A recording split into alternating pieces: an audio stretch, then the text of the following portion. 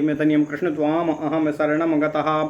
अथ श्री वायुपुराण उत्तरार्धे द्वाविंशोऽध्यायः श्राद्धकल्पे वरुण वंश वर्णनम। ओम नमः शिवाय ओम नमः शिवाय ओम नमः शिवाय। ओम नमो भगवते वासुदेवाय। ओम देवकी सुत ओम नमस्तु जगत्पति देहि में तनियं कृष्ण त्वाम अहम शरणं गतः। ऋषयश्चैव मुक्तास्तु परम हर्षमुपागताः परम शुश्रूषवो भूयः पप्रच्छुस्तदनन्तरं। ऋषयः ऊचु वंशानामनुपूर्वेण राज्ञां चामित तेजसाम स्थितिं चैषां प्रभावं च ब्रूहि न परिपृच्छताम्। एवमुक्तस्ततः सूतस्तथा शौलो महर्षणः। ओम नमः शिवाय। शुश्रूषामुत्तराख्याने ऋषीणां वाक्यकोविदः। आख्यान कुशलो भूयः परं वाक्यमुवाचः। ओम नमः शिवाय। सूतुवाच ब्रुवतो मे निबोधस्य ऋषिराः यथा मम वंशानामनुपूर्वेण राज्ञां चामित तेजसां स्थितिं चैव प्रभावं च ब्रुवतो मे निबोधत। ओम नमः शिवाय। वरुणस्य पत्नी सामुद्री सुना देवीत्युदाहृता। तस्याः पुत्रौ कलिर्वैद्यो सुता चासुरसुन्दरी। कलिपुत्रौ महावीर्यो यजयश्च विजयश्च वैद्यपुत्रो घृणिश्चैव मुनिश्चैव महाबलौ। प्रजानामत्तु कामानामन्योन्यस्य प्रभक्षिणो भक्षयित्वा तावन्योन्यं विनाशं समावापतुः। कलिः सुना संजज्ञे तस्य पुत्रो मदः स्मृतः।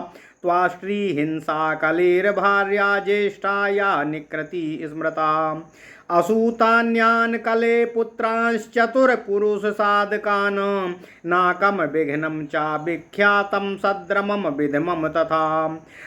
असीरस्कस्तयोर्विघ्नो नाकश्चैवा शरीरवान् सद्रमश्चैकहस्तो भूद्विधं मश्चैकपात् स्मृतः। समुद्रस्य तथा पत्नी तामसी पूतना स्मृता। रेवती विधमस्यापि तयोः पुत्रा सहस्रशः।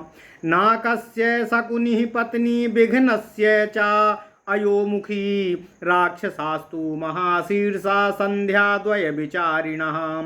रेवती पूतना पुत्रा नैऋता नामतः स्मृतः। गृहास्ते राक्षसाः सर्वे बलानां तु विशेषता। स्कन्दस्तेषामधिपतिर्ब्रह्मणोऽनुमते प्रभुः। बृहस्पतिर्या भगिनीं वरस्त्री ब्रह्मचारिणी। योगसिद्धा जगत्कृत्स्नं सक्ता चरते सदा। प्रभासस्य तु सा भार्या वसूनामष्टमस्य तु। विश्वकर्मा सुतस्तस्याः जातः शिल्पी प्रजापतिः।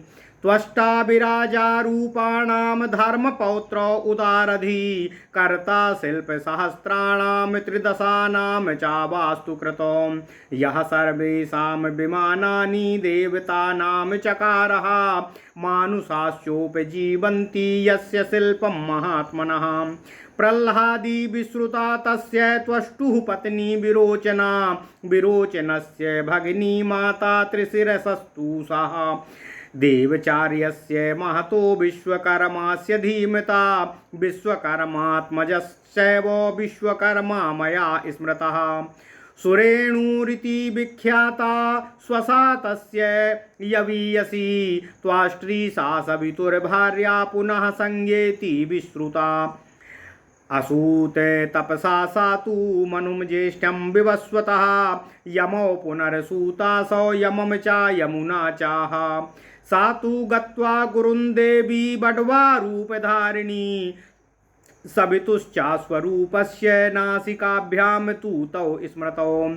असूत सा महाभागा त्वन्तरिक्षेष्विनो किला। नासत्य चैव दस्त्रं च मार्तण्डस्यात्मजा बुभौ। ऋषयः ऊचु कस्मान् मार्तण्ड्य इत्येष विवस्वानुच्यते बुधौ। और किमर्थं सा स्वरूपा वैनासिकाभ्यां सूयतो एतद्वेदितुमिच्छामस्त्वं बिब्रूहि पृच्छतामो सूतवाचो विरोध चिरोत्पन्नमतिर्भिन्न मण्डं त्वष्ट्रा विदारितं दृष्ट्वा गर्भवधाद्भीतः कश्यपो दुःखितो भवतो अण्डे द्विधा कृते त्वण्डं त्वष्टा अंडे विद्विधा कृते त्वष्टं दृष्ट्वा त्वाष्टरमब्रवीत नैतदण्डं भवान्नूनं मार्तण्डस्त्वं भवानघो न खल्वमृतोण्डस्य इति स्नेहात् पिता ब्रवीत तस्य तद्वचनं श्रुत्वा नामान्वर्थमुदाहरत् यन्मार्तण्डो भवेत्युक्तः पित्राण्डे वै द्विजाकृते तस्माद्विवस्वान् मार्तण्डः पुराणार्गैर्विभाष्यते ततः प्रजा प्रवक्ष्यामि मार्तण्डस्य विवस्वतः विजज्ञे सवितुः संज्ञा भार्यायां तु त्रयं पुरा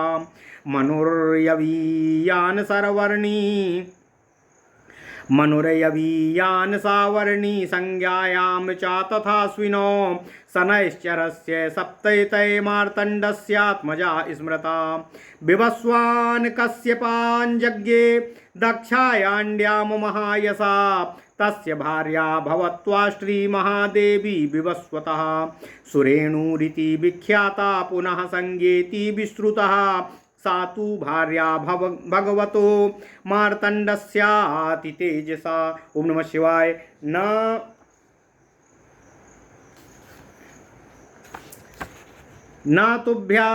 न तुस्यभ्यर्त्ररूपेण रूपयौवनशालिनी आदित्यस्य हि तद्रूपं मार्तण्डस्य हि तेजसा गात्रसु प्रतिरुद्धं वै नास्तिकान्तमिवा भवतो नाखल्व्यं मृतो हण्डेति स्नेहात्तं ब्रवीत अज्ञानः कश्यपा स्नेहान् मार्तण्ड इति चोच्यते तेजस्त्वभ्यधिकं तस्य नित्यमेव विवस्वतः येनापि तापयामास त्रीन् लोकान् कश्यपात्मजः त्रीण्यपत्यानि संज्ञायां जनयामास वैरभिः द्वौ सुतौ तु महावीर्यौ कन्यां कलिन्दीमेव च मनुर्विवस्वतो ज्येष्ठः श्राद्धदेवो प्रजापतिः ततो यमो यमी चैव यमजो सम्बभूवतुः सातवर्णं तु तद्रूपं दृष्ट्वा संज्ञा विवस्वतः असहन्ति स्वकामछायां सवर्णां निर्ममे पुनः महीमयी तु सा नारी तस्या छाया समुद्गता प्राञ्जलि प्रयता भूत्वा पुनः संज्ञां भासत वदस्व किं मया कार्यं सा संज्ञां तां था ब्रवीत अहं यास्यामि भद्रं ते स्वमेव भवनं पितुः त्वयेह भवने मह्यं वस्तव्यं निर्विशङ्कया इमौ च बालको मह्यं कन्या च वरवर्णिनी भर्त्रे वै नैवमाख्येयमिदं भगवते त्वया एवमुक्त्वा ब्रवीत संज्ञाया पृथिवी तु साम् आकेश गृह्णाद्देवी आशयं नैव कर्हिचित् आख्यायस्यामि मतं तुभ्यं गच्छ देवी स्वमालयं समाधाय चातां संज्ञा तथेत्युक्ता तया च सा त्वष्टुः समीपमगमद व्रीडितेव तपस्विनी पिता तामागतां दृष्ट्वा क्रुद्धा संज्ञामथा ब्रवीत भर्तुः समीपं गच्छत्वं मां जुगुप्स दिवाकरं सैव मुक्त्वा तदा पित्रा नियुक्ता च पुनः पुनः वर्षाणां तु सहस्रं वै वसति स्म पितुर्गृहे भर्तुः समीपं गच्छत्वं नियुक्ता च पुनः पुनः आगमद्वडवा भूत्वा छाद्य रूपमनिन्दिताः उत्तरांसा गुरुन् गत्वा तृणान्यथो चचार सा द्वितीयायां तु संज्ञायां संज्ञेयमिति चिन्त्यताम् आदित्ये जनयामास पुत्रावादित्यवर्चसो पूर्वजस्य मनोस्तुल्यो सादृश्येन तु तौ प्रभुः श्रुतस्रवं तु धर्मज्ञं श्रुतकर्माणमेव च श्रुतस्रवा मनुः सोऽपि सावर्णिर्वै भविष्यति श्रुतकर्मानुविज्ञेयो ग्रहो वै यः शनैश्चरः मनुरेवा भवत्स वै सावर्ण इति बुध्यते संज्ञा तु पार्थिवी सा वै स्वस्य पुत्रस्य वै तदा चकाराभ्याधिकं स्नेहं न तथा पूर्वजेषु वै अमनुष्तश्चाक्षमत सर्वं यमस्तद्वै न चाक्षमतो बहुशो यस्य मानस्तु सा पत्न्याद चकाराभ्याधिकं स्नेहं न तथा पूर्वजेषु वै मनुस्तच्चाक्षमत सर्वं यमस्तद्वै न चाक्षमत बहुशो यस्य मानस्तु सा पत्न्यादति दुःखितः ताम वै रोचास्य बाल्याच्च भाविनोऽर्थस्य मय बलात् सदा सन्तर्जयामास संज्ञां वै वस्वतो यमः सा सशापो ततः क्रोधात् सवर्णा जननी ययम् पदातर्जयसे यस्मात् पितृभार्या यशस्विनीमो तस्मात् वयसचरणः पतिष्यति न संशयः यमस्तु तेन शापेन भृशं पीडितमानसः मनुना सह धर्मात्मा पितुः सर्वं न्यवेदयत्। ओम नमः शिवाय, ओम नमः शिवाय।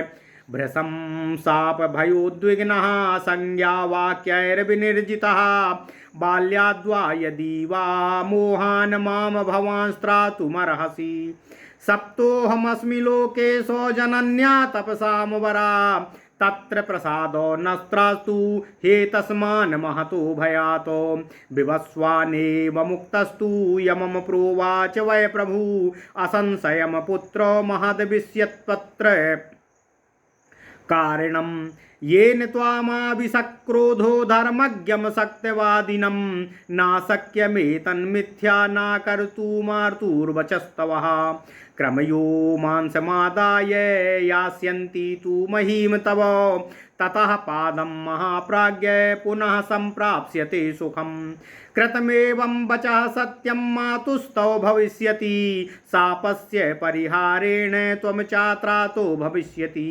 आदिस्त्यत्वब्रवीत् संज्ञां किमर्थं तनयेषु वै तुल्येष्वप्याधिकं स्नेह एकस्मिन् क्रियते त्वया सा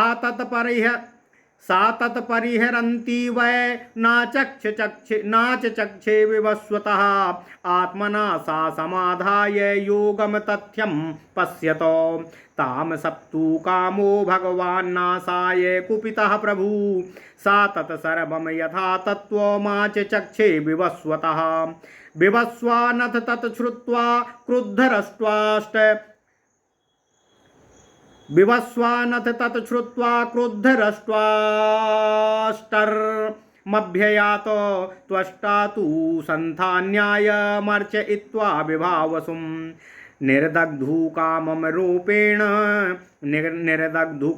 रोषेण सान्त्वयामास वै शनैः तवाति तेजसा युक्तो मिदं रूपं न शोभते असहन्ती तु तत्संज्ञा वने चरति षड्वले द्रक्ष्यते ताम भवानद्य स्वाम भार्यां शुभचारिणीं श्लाघ्यां यौवन संपन्नां योगमास्थाय गोपते अनुकूलं भवेदेवं यदि स्यात् समयो मतः रूपं निवर्तयेयं ते आद्यं श्रेष्ठमरिन्दरं रूपं विवस्त्वासीतिर्य गूर्ध्वमधस्तथा तेनासो व्रीडितो देवो रूपेण तु दिवसपतिः तस्मात् त्वष्टा सा चक्रम तु बहुमेने महातपाः अनुज्ञातस्ततत्त्वष्टाः रूपनिर्वर्तनाय तु ततोऽभ्युपगमा त्वष्टाः मार्तण्डस्य विवस्वतः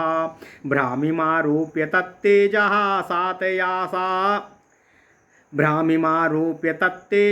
सातयामास तस्य वै तत्तु निर्भासितं तेजस्तेजसापहृतेन तु कांतात कांततरम द्रष्टुम शुभम सुशुभे ततः ददर्शम योगमास्थाय स्वाम भार्याम बडवाम तथा अधस्राम सर्वभूतानां तेजसा नियमेन च अश्वरूपेण मार्तण्डस्तां मुखे समभावयतो मैथुनाय विचेष्टन्ति परशुं पुंसोपसंकया सातन्निरधमच्छुक्रं नासिकाभ्यां विवस्वतः देवौ तस्मात् जायेतामश्विनोभिषजामवरो नासत्यश्चैवोदस्तस्त्र स्मृतौ द्वाश्विनाविति मार्तण्डस्य सुता बेतावष्टमस्य प्रजापते ताम तु रूपेण कान्तेन दर्शयामास भास्करः सातम दृष्ट्वा तदा भार्यां तुतोष च मुमोह च यमस्तु तेन शापेन भ्रशं पीडितमानसः धर्मेण रञ्जयामासो धर्मराजस्ततस्तु सः सोऽलभत् कर्मणा तेन शुभेन परमद्युतिः पितॄणामाधिपत्यं च लोकपालत्वमेव च मनुः प्रजापतिस्त्वेयं सावर्णः सा महायसा भाव्यसो नागते तस्मिन् मनुः सावर्णिकेन्तरे मेरुपृष्ठे सुरम्ये वै आद्यापि चरते प्रभु भ्राता शनैश्चरस्तत्र ग्रहत्वं सा तु तल्लब्धवान् त्वष्टा तु तेन रूपेण विष्णुश्चक्रम कल्पयतो महाप्रतिहतं युद्धे दानव प्रतिवारणे। ओम नमः शिवाय। यवीयसी तयोर्यातु यमुना च यशस्विनी अभवत् सा सरिच्छेष्टा यमुना लोकभामिनी यस्तु ज्येष्ठो महातेजा सर्गो यस्य तु साम्प्रतं विस्तरं तस्य वक्ष्यामि मनोरवयवस्व तस्य इदं तु जन्मदेवानां शृणुयाद्वा पठेत वा वयवस्तस्य पुत्राणां सप्तानां तु महौजसाम् आपदं प्राप्य मुच्येत प्राप्नुयाच्च महद्यसः। ओम नमः शिवाय। ओम नमः शिवाय। ओम नमः शिवाय। ओम नमो भगवते वासुदेवाय। ओम देवकी सुत गोविंद वासुदेव जगतपते देहि में तन्यम कृष्ण त्वाम अहम शरणं गता।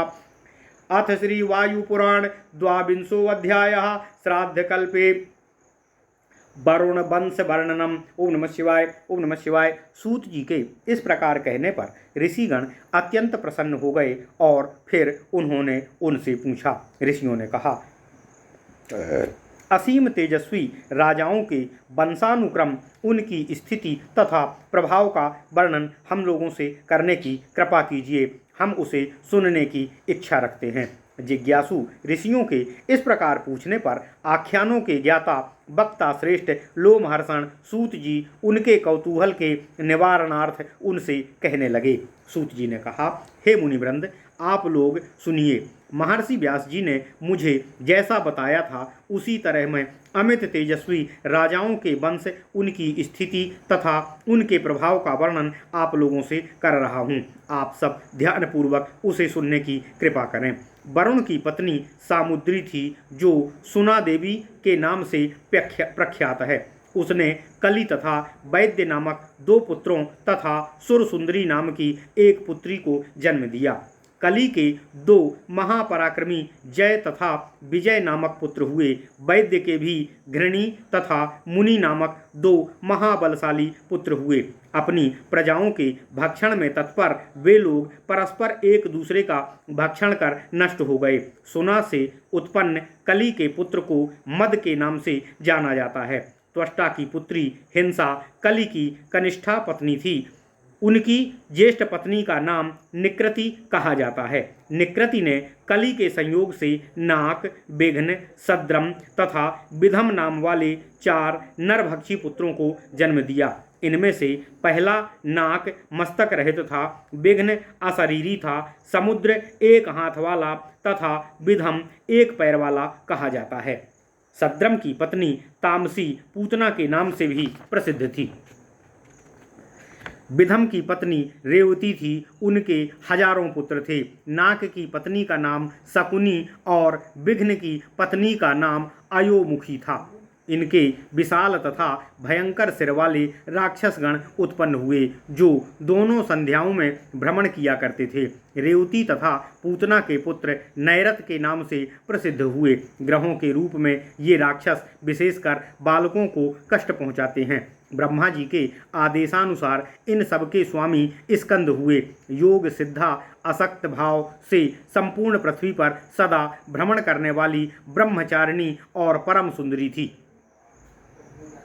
जो बृहस्पति की बहन और 8वें वसु प्रभास की पत्नी कही जाती है।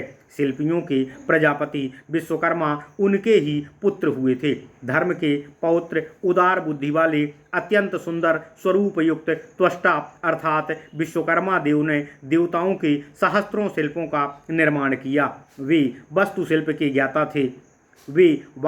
के ज्ञाता थे। उन्होंने ही देवताओं के लिए विमानों की रचना की थी। उन्हीं महात्मा त्वष्टा अर्थात विश्वकर्मा जी द्वारा स्थापित शिल्प विद्या द्वारा आज भी मनुष्य अपनी आजीविका का निर्वाह कर रहे हैं। विरोचन की बहन तथा त्रिसरा की माता विरोचना विश्वकर्मा की पत्नी थी, जो प्रह्लादी के नाम से भी विख्यात थी। परम ज्ञानी विश्वकर्मा जी देवताओं के शिल्पाचार्य थे। उनका पुत्र मैं भी उसी प्रकार शिल्प कर्म में प्रवीण होने के कारण विश्वकर्मा के नाम से प्रसिद्ध हुआ। मैं की छोटी बहन तथा विश्वकर्मा की जो पुत्री सुरेणु के नाम से विख्यात थी, वह सूर्य की पत्नी बनी और संज्ञा के नाम से भी प्रसिद्ध हुई।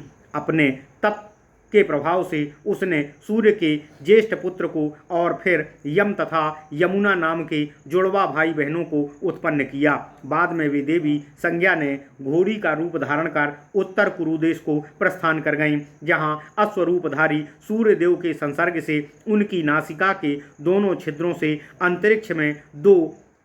अंतरिक्ष में दो नासत्य और दस्र नाम के पुत्र उत्पन्न हुए। वे दोनों मार्तंडी कहे जाते हैं, ऐसा प्रसिद्ध है। ऋषियों ने पूछा, हे सूत जी, विद्वान लोग विवस्वान को मार्तंड क्यों कहते हैं? संज्ञा ने घोड़ी का रूप धारण क्यों किया और अपनी नासिका छिद्रों द्वारा पुत्रों को कैसे उत्पन्न किया? यह प्रसंग हमें सुनने की इच्छा है। कृपया इसका वर्णन करें। आप विस्तार पूर्वक वर्णन करें। सूत जी ने कहा, प्राचीन काल में सूर्यदेव ने एक अंडे के रूप में जन्म लिया। बहुत समय बीत जाने पर भी जब वह अंडा नहीं फूटा तो त्वष्टा ने उसे तोड़ दिया। यह देखकर गर्भ हत्या के भय से भयभीत होकर कश्यप जी बहुत दुखी हुए। 2 भागों में बटे उस अंडे को देखकर वे त्वष्टा से बोले, यह सामान्य अंडा नहीं है। फिर स्नेहपूर्ण स्वर से उस अंडे में स्थित जीव से बोले, यह अंडस्थ जीव निश्चय ही मृत नहीं हुआ है। हे अनघ, तुम मार्तंड मृतक अंडे से उत्पन्न हुए कहे जाओगे। उनके इस वाक्य से मार्तंड नाम की सार्थकता कही जाती है। अंडे के 2 भागों में विभाजित होने पर पिता कश्यप के द्वारा तुम मार्तंड हुए कहने के कारण पुराणों के ज्ञाताओं द्वारा विवस्वान को मार्तंड के नाम से कहा जाता है। इसके पश्चात अब मैं मृत अंडे से उत्पन्न सूर्य की संतानों का वर्णन आपसे कर रहा हूँ। प्राचीन समय में सूर्य की संज्ञा नाम की पत्नी से 3 पुत्र उत्पन्न हुए।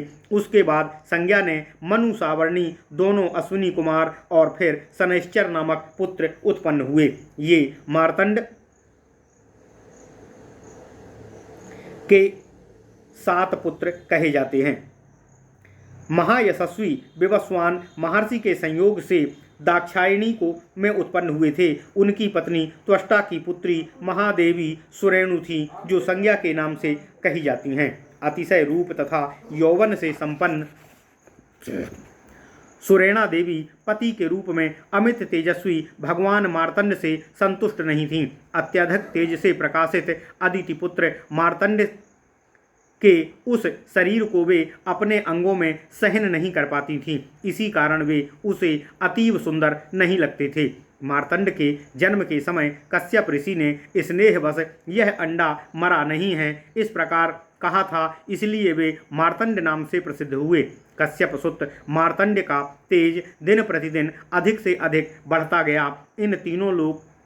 इससे तीनों लोग संतप्त होने लगे। सूर्यदेव ने अपनी पत्नी से 3 संतानें उत्पन्न की। उनमें से 2 महाबलशाली पुत्र थे तथा तीसरी कालिंदी नाम की पुत्री थी।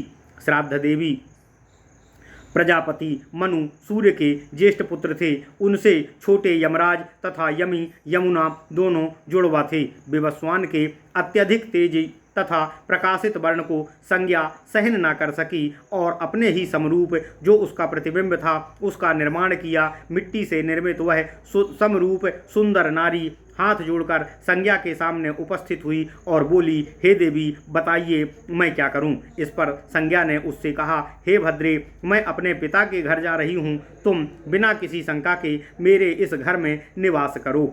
ये मेरे 2 बालक और यह एक सुंदर पुत्री है। इनकी देखभाल करना। इस गुप्त बात को कभी भी मेरे तेजस्वी पति देव को मत बताना। संज्ञा के इस प्रकार कहने पर उस मिट्टी से बनी हुई संज्ञा ने कहा, हे देवी, जब तक मेरे सिर के केस नहीं झड़ जाते तब तक इस भेद को चर्चा मैं किसी से भी नहीं करूंगी। अब आप अपने इच्छित स्थान को प्रस्थान करने की कृपा कीजिए। अपने ही प्रतिबिंब रूप वाली नारी से इस प्रकार कहकर तपस्विनी संज्ञा बड़ी लज्जा के साथ अपने पिता विश्वकर्मा के घर चल पड़ी। पिता विश्वकर्मा संज्ञा के घर आई देखकर अत्यंत क्रोधित हो गए और बोले, तुम अपने पति के पास जाओ। अपने पति दिवाकर की अवज्ञा मत करना। पिता के बार बार इस प्रकार कहने पर भी संज्ञा 1 सहस्त्र वर्षों तक पितृगृह में निवास करती रही। पिता द्वारा बार बार पति के पास चली जाओ ऐसा कहने पर अनिंद्य चरित्र वाली वह अपने स्वरूप को छिपाने के लिए बड़वा अर्थात घोड़ी का रूप धारण कर पिता के घर से चलकर कुछ उत्तर कुरु प्रदेश गई और वहां तृण चरती हुई जीवन व्यतीत करने लगी। इधर उस दूसरी छाया संज्ञा को ही संज्ञा जानकर उससे सूर्यदेव ने 2 अपने समान तेजस्वी पुत्रों को उत्पन्न किया। वे दोनों ही अपने बड़े भाई मनु की भांति स्वरूप तथा प्रभुता संपन्न थे। उन धर्मज्ञ पुत्रों के नाम श्रुतश्रवा और श्रुतकर्मा थे। श्रुतश्रवा ही भविष्य में सावर्णी मनु के नाम से प्रसिद्ध होते हैं। श्रुतकर्मा नाम से दूसरे पुत्र को शनैश्चर ग्रह जानना चाहिए। बाद में वे भी सावर्णी मनु के नाम से प्रसिद्ध होंगे। मृणमूर्ति संज्ञा पूर्व में जन्मे संज्ञा पुत्रों की अपेक्षा अपने पुत्रों से अधिक स्नेह करती थी। उसके इस व्यवहार को मनु तो सहन कर लेते थे, किंतु यम के लिए यह असहनीय हो गया था। सौत के पुत्र होने के कारण जब वे बहुत अपमानित हुए तब उन्हें बड़ा दुख हुआ। बाल्य स्वभाव अथवा भवितव्यतावश एक दिन क्रोधित होकर सूर्यपुत्र यम ने उस छाया संज्ञा को पैर से ठोकर मार दी। समरूपा माता ने क्रुद्ध होकर यम को शाप देते हुए कहा, तुमने अपने पिता की यशस्विनी पत्नी अर्थात माता को पैरों से ठोकर मारा है, अतः तुम्हारा यह पैर गिर जाएगा, इसमें संदेह नहीं है। धर्मात्मा यम छाया संज्ञा के इन वाक्यों से दुखित होकर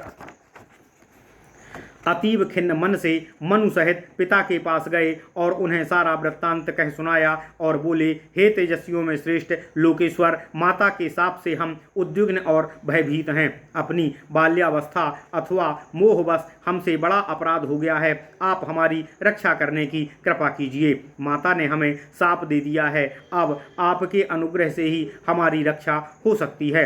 भगवान सूर्य यह बात सुनकर यम से बोले, हे पुत्र, इस प्रकरण में निश्चय ही कोई विशेष कारण निहित है, अन्यथा तुम्हारे जैसे सत्यवादी धर्मज्ञ के मन में क्रोध तो क्यों उत्पन्न होगा। तुम्हारी माता के इन शाप वाक्यों को निष्फल करने की शक्ति मुझ में नहीं है। हे महाप्राज्ञ, क्रमी तुम्हारे पैर के मांस को लेकर भूतल पर चले जाएंगे, तब तुम अनायास ही फिर से नए पैर प्राप्त करोगे। इस प्रकार तुम्हारी माता द्वारा दिया गया शाप सत्य होगा और शाप के परिहार से भी तुम्हारी रक्षा हो जाएगी। यम से इस प्रकार कहकर विछाया संज्ञा से बोले, सभी संतानों के समान होने पर भी तुम एक के प्रति अधिक स्नेहशील क्यों हो। इस प्रकार पूछने पर भी छाया संज्ञा ने भेद खुल जाने के भय से कुछ न कहा। तब सूर्यदेव अपने योग बल तथा समाधि द्वारा वास्तविकता जान गए। सब बातों को जानकर उन अतिशय तेजस्वी आदित्य देव ने साप द्वारा छाया संज्ञा के विनाश का निश्चय किया। तब भयभीत छाया संज्ञा ने सूर्यदेव से संपूर्ण वृत्तांत यथावत कह सुनाया। इन सारी बातों को सुनकर सूर्यदेव अत्यंत क्रोधित होकर त्वष्टा के पास गए। त्वष्टा ने उन विभावसु का विधिपूर्वक अर्चन पूजन तथा सम्मान किया। क्रोध से भस्म भस्म करने को तत्पर भास्कर को त्वष्टा ने सांत्वना देते हुए धीरे धीरे शांत किया। तत्पश्चात वे सूर्यदेव से बोले, तुम्हारा यह अधिक तेजोमय रूप शोभित नहीं होता है। संज्ञा तुम्हारे इस तेज को सहन करने में असमर्थ होकर अब हरे हरे घास के मैदान में विचरण कर रही है। अब आप उस शुभ आचरण वाली स्वरूपवान यौवन संपन्न प्रशंसनीय पत्नी को आज देखोगे। यदि आप हमारी राय को स्वीकार कर लेंगे और हमारे कहने के अनुसार वैसा ही करेंगे तो हे अरिदमन, मैं तुम्हारे इस तेजयुक्त रूप को परिवर्तित करना चाहता हूँ। पहले सूर्यदेव की तेजयुक्त किरणें सीधी, तिरछी, ऊंची तथा नीची थीं। अपने उस रूप के कारण सूर्यदेव लज्जित हुए। फिर सूर्यदेव ने उस चक्र यंत्र को आदरपूर्वक देखा जिसके द्वारा विश्वकर्मा ने उनके रूप में परिवर्तन की बात कही थी। सूर्यदेव द्वारा सहमति प्राप्त कर लेने के पश्चात विश्वकर्मा जी अपने उस चक्र यंत्र सहित उनके सम्मुख उपस्थित हुए और अपने चक्र द्वारा उनके तेज को काट छाट कर सुडौल बना दिया। चक्र द्वारा उस तेज की भीषणता को दूर करने पर सूर्यदेव नयनाभिराम मनोरम मूर्तिवान सुंदर स्वरूप के हो गए। इसके उपरांत उन्होंने अपने योग बल से अश्विनी रूपधारी अपने तेज तथा आचरण से सभी प्राणियों के लिए अदृश्य पत्नी को देखा। उसे देखकर अश्व का रूप धारण किया और उनके पास जाकर मुख की ओर काम इच्छा प्रकट की। उनकी उस काम चेष्टा को संज्ञा ने पर पुरुष की शंका से अपनी नासिका के दोनों छिद्रों द्वारा सूर्य के वीर को बाहर गिरा दिया। बाहर गिरे हुए सूर्य के उस वीर से दिव्य गुण संपन्न वैद्य श्रेष्ठ दोनों अश्विनी कुमारों की उत्पत्ति हुई। वे दोनों अश्विनी कुमार नासत्य तथा दस्र नाम से विख्यात हुए। उन्हें 8वें प्रजापति मार्तंड का पुत्र कहा जाता है। उसके पश्चात सूर्यदेव ने संज्ञा को अपने अत्यंत शोभायमान स्वरूप को दिखाया। उनके उस परम मनोहर नवीन स्वरूप को देखकर संज्ञा अतीव संतुष्ट तथा मोहित हुई। उधर मृणमूर्ति संज्ञा के शाप के कारण यमराज अत्यंत दुखी तथा क्षोभित थे। फिर अपने धर्मयुक्त आचरण द्वारा उन्होंने सबको अत्यंत प्रसन्न कर दिया, जिसके कारण उन्हें धर्मराज कहा गया। अपने उत्तम कार्यों द्वारा उन्होंने अति सुंदर कांति प्राप्त की। इसके अतिरिक्त उन्हें पितरों का स्वामित्व तथा लोकपाल की पदवी प्राप्त हुई। इसी प्रकार श्रेष्ठ यशस्वी सावर्णी मनु सावर्णी मनवंतर में प्रजापति के रूप में स्थापित होंगे। वे प्रभु रमणीय सुमेरु पर्वत के पृष्ठभाग में आज तक तपश्चर्या में संलग्न हैं। वहीं पर उनके भाई शनैश्चर ग्रह के रूप में स्थित हैं। सूर्य के उस तेज से जिसे विश्वकर्मा ने काट छांट कर अलग किया था, भगवान श्री हरि विष्णु ने उस चक्र का निर्माण किया जो युद्ध भूमि में असुरों का विनाशक तथा परम शक्तिशाली है। यम की छोटी यशस्विनी बहन यमी लोक पावन सरिताओं में श्रेष्ठ यमुना नाम के रूप में परिणित हो गई। सूर्यदेव के ज्येष्ठ पुत्र मनु का वंश आज भी पृथ्वी पर विद्यमान है। उनका विस्तार पूर्वक वर्णन मैं आगे कर रहा हूँ। परम तेजस्वी सूर्यदेव के इन देव रूप 7 पुत्रों के जन्म वृत्तांत को जो भी मनुष्य पढ़ता या सुनता है, वह आपदाओं में घिरकर भी उससे छुटकारा प्राप्त कर लेता है तथा महान यश को प्राप्त करता है। इति श्री वायु महापुराणे वायुप्रोक्ते उत्तरार्धे श्राद्धकल्पे वरुण वंश वर्णनम नाम 22वां अध्यायः। इस प्रकार श्री वायु महापुराण में वैवस्वतोत्पत्ति वर्णन नामक 22वां अध्याय पूर्ण हुआ। ओम नमः शिवाय, ओम नमः शिवाय, ओम नमः शिवाय, ओम नमः शिवाय। ओम नमो भगवते वासुदेवाय। ओम देवकी सुत गोविंद वासुदेव जगतपते देहि में तनियम कृष्ण त्वाम अहम शरण।